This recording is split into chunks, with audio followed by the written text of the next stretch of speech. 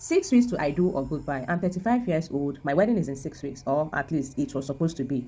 When Kule proposed last year, I thought I had finally found peace. We had dated for 3 years, calm, mature, no games, no drama. We talked about everything: children, finances, where to live, even whose turn it would be to cook on Sundays. I thought we had covered everything.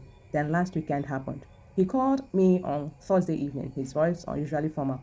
Baby, my mom wants you to come over this Saturday, just for a small visit. A visit? I asked. We've met before. Yes, he said slowly. But this one is more traditional. She wants you to do a screening. I laughed. I thought he was joking. Screening? Like a job interview? He didn't laugh back. It's just part of our custom, he said. Don't worry, just be yourself. That should have been my warning sign. Saturday morning, I dressed modestly, long skirts, covered shoulders, simple makeup. I even carried gifts, respectfully, properly, ready to impress my mother-in-law, my future mother-in-law, sorry. The moment I arrived, she barely greeted me. Instead, she looked me up and down and said, "Good, you came early. Go inside and change. There is work to do." I'm like, "Work?" Before I could process it, an auntie handed me a wrapper and pointed toward the backyard.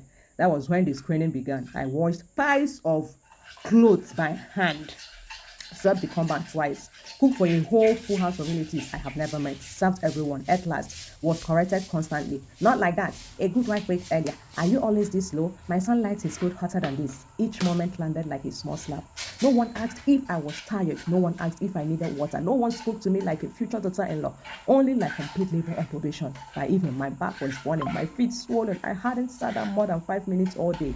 When I finally finished washing the plates, his mother nodded and said, "We will discuss the results." I'm like, "Results?" Like I was an exam paper. Hey, I got home and called Kunle immediately. I expected outrage, support, comfort. Instead, he said, "You did well, I'm sure," he said. "My mom is strict but fair." Fair? I repeated. "I worked like a housemaid all day." "It's tradition," he said again. "Actually, there is something else I didn't tell you." My stomach tightened. "After the wedding, you will stay with my mother for 6 months. It's how wives are properly trained in our family before joining their husbands."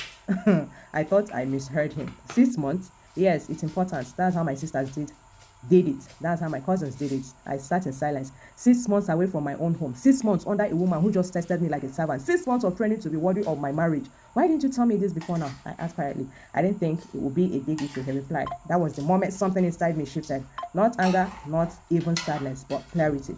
Because it wasn't just about the chores, it wasn't even about his mother. It was about the fact that a decision this big about my life was hidden from me until 6 weeks before the wedding. I am not 22. I am not desperate.